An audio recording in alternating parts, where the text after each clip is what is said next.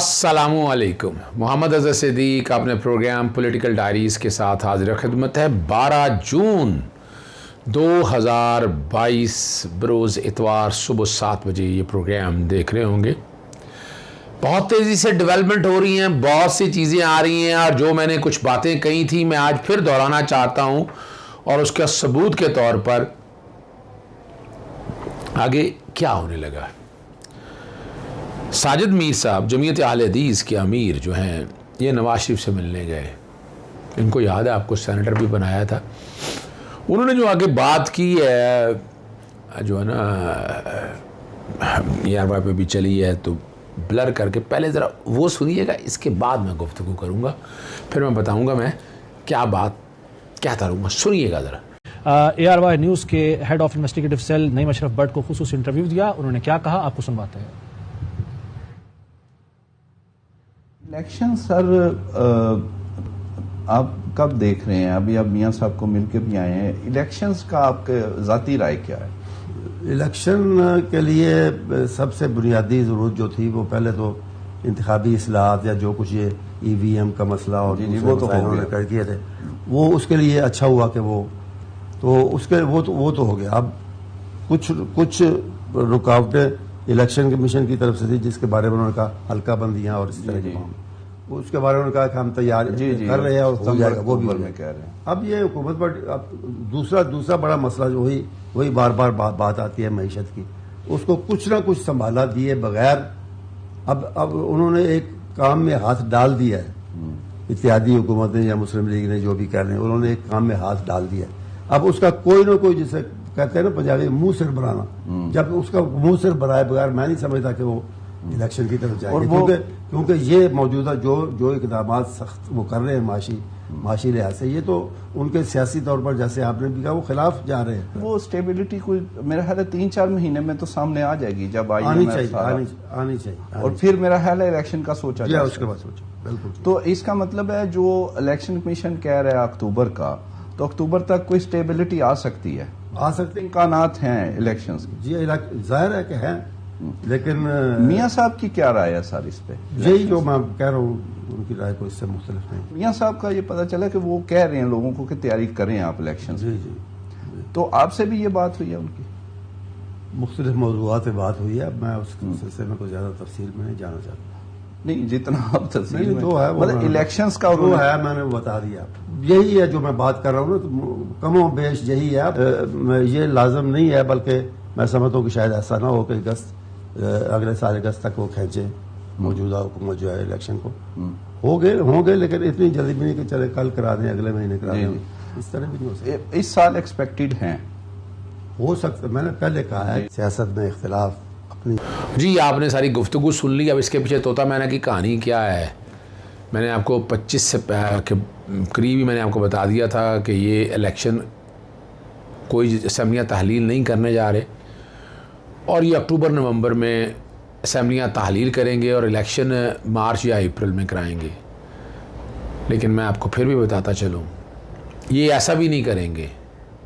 हुकूमत जब आस पास आ गई ना तो वो कौन छोड़ता है ये ऐसी हुकूमत, मुफ्त की ये याशी हैं, उन्हें कौम से क्या लेना देना। ये लेके जाएंगे अगस्त तक। और अगर इमरान खान साहब प्रेशर बिल्ड कर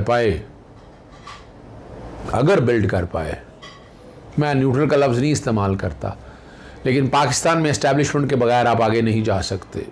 ये अज़हर सिद्दीक आपको कह रहा है कि वन वे और दी अदर। वो एक अलग बात है कि कुछ चहीतों में से है, नवाज शरीफ खानदान चहीतों में से है, इंटरनेशनल एस्टैब्लिशमेंट का भी चहीता है। और पाकिस्तान में भी देख लें क्या कर लिया हमने इसका, यानी अगर सुप्रीम कोर्ट ना कहती उस वक्त कि 6 महीने में ट्रायल कंक्लूड करो एवन फील्ड का और अल अजीज़िया का, तो इसको तो सजाएं भी नहीं होनी थी। सजाएं हो भी कितनी जेल में रख लिया आपने।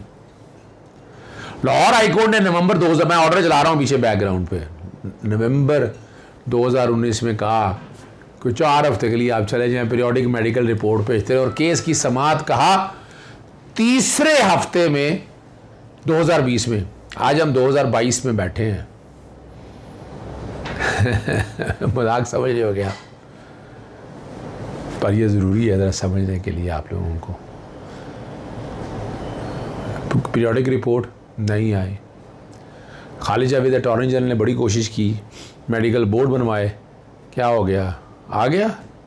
नहीं आया। क्यों नहीं आ रहा?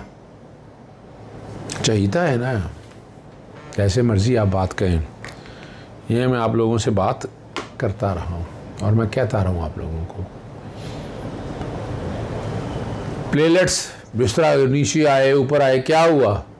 बड़े आराम से उठाकर इसको बाहर ले गए और ये बाहर बैठा। जिस तरह की ज़ुबान इस्तेमाल करता रहा, मैं नहीं चला सकता अपने चैनल के ऊपर। मुझे अपनी फ़ौज से प्यार है और फ़ौज के बगैर हम कुछ नहीं। जो बातें करता रहा, उनकी हिम्मत है जो सुन लेते थे ये सारी बातें। हम तो नहीं बर्दाश्त करते, सुनते रहे। मैं तो कोर्टों में गया इन लोगों के खिलाफ, मैंने तो दरखास्तें दी हर स्टेज के ऊपर। वो नताइज वो ना मिल सके, लेकिन मैं तो कोशिश करता रहा हूँ ना। और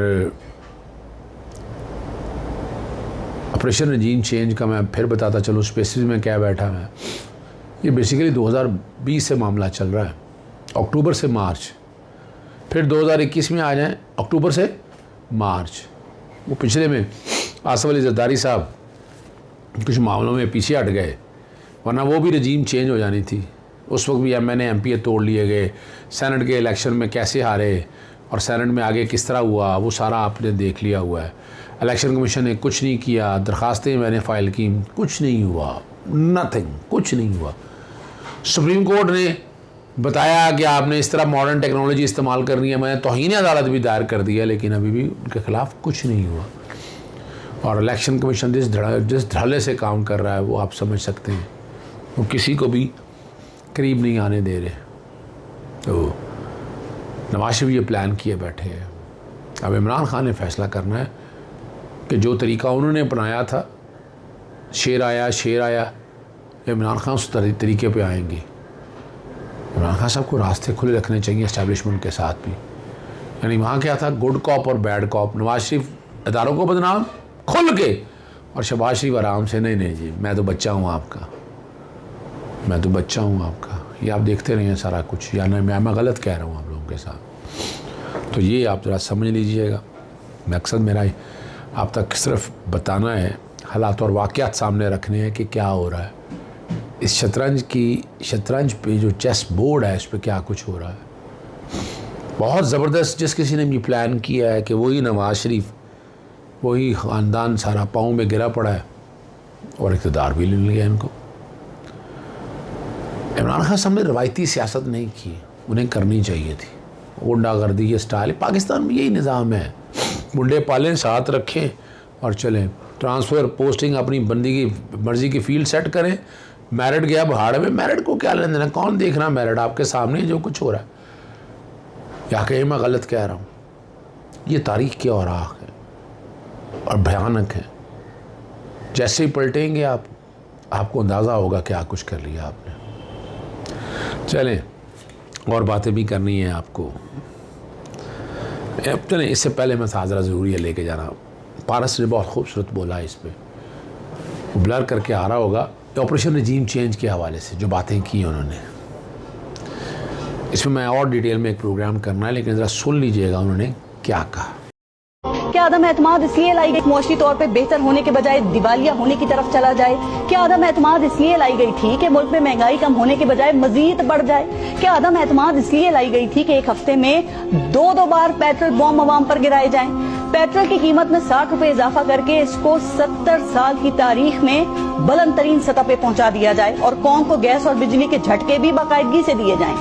क्या अदम एतमाद इसलिए लाई गई थी कि अपनी ही करेंसी को टके टोकरी करके डॉलर की डबल सेंचुरी करा दी जाए? अदम एतमाद इसलिए लाई गई थी कि लोग शदीद गर्मी के मौसम में 12-12 घंटे की लोड शेडिंग बर्दाश्त करें और वजीर हमें ये बताएं कि भाई बिजली कहां से पूरी करे, हुकूमत के पास तो जहर खाने के लिए भी पैसे नहीं है। अदम एतमाद तो इसलिए लाए थे ना कि इमरान खान ना अहल हैं, ना तजुर्बेकार हैं, उनकी गवर्नेंस अच्छी नहीं है, उनसे मईशत कंट्रोल नहीं होती, वो महंगाई करते हैं और आप अहल भी हैं और तजुर्बेकार भी। लेकिन आपकी अहलियत और तजुर्बेकारी देखकर तो पीटीआई का 3 साल दौरे हो। जी, आपने पारस की बात सुन ली। ये वही बात है जो मैं कहना चाहता हूँ। उन्होंने अच्छे पैराए में बात कर दी। मैंने कहा मैं बजाय मैं बात करूं, मैं उसको ओन करता हूं कि ये बिल्कुल ठीक बात की उन्होंने, ताकि आप लोगों तक पहुंच जाए। और अदालतों से ज़मानतें मेरी ना ख़ास तौर पर इमरान रियाज़ ने बड़ा ज़बरदस्त ट्वीट किया है, इंतहाई मतलूब दहशत गर्द, मगर कल तक जो इन्हें हुब्बुल वतन समझता था, जिसमें महमूद रशीद, एजाज़ चौधरी, यास्मीन राशिद, असलम इकबाल बैठे हैं, हमाद अज़हर है, कहाँ हैं? दहशत गर्दी की कोटों में फिर रहे हैं। कहाँ कर रहे हैं? दहशत गर्दी की कोटों में फिर रहे हैं। आप यहाँ से अंदाज़ा लगा सकते हैं, यहाँ से आपको समझ आ जाना चाहिए। और ज़मानतें कराने के लिए इतनी FIR कर दी, क्या किया है? दहशत गर्दी बनती कैसे है? मैं रात को प्रोग्राम में बता चुका हूँ, वो जजमेंट भी चल चुकी है, आपने देख ली होगी सारी। वो सिर्फ आप तक कुछ वजाहत के साथ चीज़ें बतानी हैं, आपको समझ आ जाए। आगे कामरान खान ने मुफ्ता इस्माइल के बारे में पेट्रोल की कीमतों का अंदिया दे दिया। ये 55 रुपये इजाफे के साथ 240 रुपये तक ये जाएगा, अपना पेट्रोल भी या डीज़ल भी, और 30 रुपये इजाफे के साथ पेट्रोल भी आगे बढ़ेगा। तो ये जो बातें उन्होंने की, मुफ्ता इस्माइल के मुंह से जो बातें निकली हैं, ज़रा वो सुन लीजिएगा। जो ख़ास तौर पर कामरान खान ने बातें की हैं, ज़रा सुन लीजिएगा। इस वक्त जो महंगाई है वो 11.8% बताई जाती है। जिस किस्म की महंगाई इस वक्त बैनुल अक़वामी मंडी में चल रही है, जैसे तेल 120-123 डॉलर का खड़ा है, अगर हम महंगी पेट्रोल खरीद के सस्ता पेट्रोल बेचते रहेंगे तो इससे तो अच्छा, इससे तो तेज दिवालिये का नुस्खा ही कोई नहीं है। जब तेल की कॉस्टें पास ऑन होंगी तो यहाँ पर महंगाई तो आएगी। ओगरा का आइडिया है कि जो नेक्स्ट प्राइस राइज आती है उस पर तकरीबन 55 रुपए शायद या उससे थोड़ा सा ज्यादा डीजल को बढ़ाने पड़ेंगे, और 28-30 रुपए जो है पेट्रोल के ऊपर जो है हुकूमत गोया कि अभी जो आपने पेट्रोलियम लेवी जो कि हम नहीं ले रहे हैं, जो हम इसमें जो अपने जो टैक्सेस नहीं ले रहे हैं, उसके लिए 750 अरब आपने बजट पे रखे हैं, गोया कि ये आपने लेने हैं, तो ये कम कैसे पूरा करेंगे? कामरान भाई, हम महीने के 2 अरब लीटर पेट्रोल या और डीजल इस्तेमाल करते हैं। इस पर अगर हम मैं 5 रुपए टैक्स लगाता हूँ तो हम 10 अरब रुपए जमा करते हैं, और अगर 50 रुपए लगाता हूँ तो 100 रुपए जमा करते हैं। तो हमारा ये इरादा है कि वक्फन फ़वक्फन इसको लेवी को आहिस्ते आहिस्ते बढ़ाता रहेंगे। 5 रुपए से शुरू करेंगे, वक्फन फ़वक्फन बढ़ाते रहेंगे। साल के आखिर तक हम जो है वो 700-750 अरब रुपए इस मद में जमा कर लेंगे। अभी बिजली की कीमतें नहीं बढ़ेंगी इस ये पेट्रोलियम या फ्यूल प्राइसेस बढ़ने के बाद साथ साथ? नहीं सर, बिल्कुल बढ़ेंगी। जो जून का बिलिंग साइकिल है उसमें तो वो जो 5 रुपए खान साहब की सब्सिडी थी वो तो एक्सपायर हो गई है। इस बिलिंग साइकिल में 5 रुपए बढ़ के आएगा। इस वक्त जो बिजली के बिल नेपरा भेज रहा है आपको, उसके अंदर कोयले की कम कीमत लगी है, लेकिन जो इस वक्त आप बिजली इस्तेमाल कर रहे हैं, जब 2 महीने बाद आपको फ्यूल एडजस्टमेंट चार्ज आएगा तो आपको उससे इलेक्ट्रिक शॉक लगेगा, क्योंकि वो फ्यूल एडजस्टमेंट चार्जेस बहुत ज्यादा आने के हैं। 2020 के सितंबर में आखिरी मरतबा गैस की कीमत बढ़ाई गई थी पाकिस्तान भर में। गैस का भी बड़ा यकमुश्त आपने इजाफा कर दिया, ये कातिर ख्वाह हो गया है या इसमें गुंजाइश बाकी है? अब जाहिर है कि 2020 के सितंबर में खास 60-70 डॉलर की ऑयल थी, और उसके हिसाब से LNG थी, उसके हिसाब से दूसरी चीजें थी। अब यहाँ पे 120 डॉलर की LNG गैस हो गई, ब्रेंट हो गया है। तो लेकिन पिछली हुकूमत ने 1.5 साल तक कीमत को बढ़ाने की तकलीफ नहीं करी, जिसकी वजह से आहिस्ते आहिस्ते बोझ बढ़ता गया। गैस सेक्टर के अंदर 1400 अरब रुपए का सर्कुलर डेट हो गया। आपकी SNGPL ने पिछली 2 सर्दियों में 200 अरब रुपए का नुकसान कर दिया है। उसकी बैलेंस शीट जो है इस वक्त बहुत ही खस्ता हाल में है। तो बहुत सारे मसाइल हैं पेट्रोलियम और पावर सेक्टर में, जो मैं समझता हूँ कि जिसको हमको अब सामना करना पड़ेगा। अच्छा, यहाँ मैं अपने मुंह से भी कई बातें कर सकता हूँ, मेरा फ़र्क सिर्फ इतना है कि मैं बताना चाहता हूँ जो मैं बात कह रहा हूँ बाकी भी कह रहे हैं। और प्रोग्राम ख़त्म करने से पहले मैं बताता चलूँ आपको कि राज़िक वो ज़ात है, वो रब पाक है। कुल वल्लाहु अहद अल्लाहु समद लम यलिद वलम यूलद वलम यकुल लहु कुफुवन अहद। जो पढ़ जाए, जो समझ जाए, उसे सारा समझ आ जाएगा। मेरा रब ढील देता है, मेरा रब जिसके दिलों पे ताले लगा दे, मेरा रब जिसे गुमराह कर दे, उसे हदायत नहीं मिलती। ये सोच और समझ की बात है। कौन सोचेगा, कौन देखेगा, आप समझ सकते हैं। अब इस प्रोग्राम में मैं ड्रग्स के हवाले से बात करता हूँ। आपको पता है मैंने जो हाई पावर्ड एक कमेटी बनी हुई है, वो चीज़ें नहीं फ्राहम कर रही, मैंने फिर ख़त लिख दिया है। जेलों वहीं की वहीं पड़ी हैं, क्रॉस चेकिंग होनी है, स्कूलों कॉलेजेस में होना है, वहाँ हेल्थ प्रोफाइल बनने हैं, सारा कुछ वहीं का वहीं पड़ा है। सड़कों पे आपको नशेई नज़र आएंगे कीड़े मकोड़ों की तरह, कुछ नहीं हो रहा।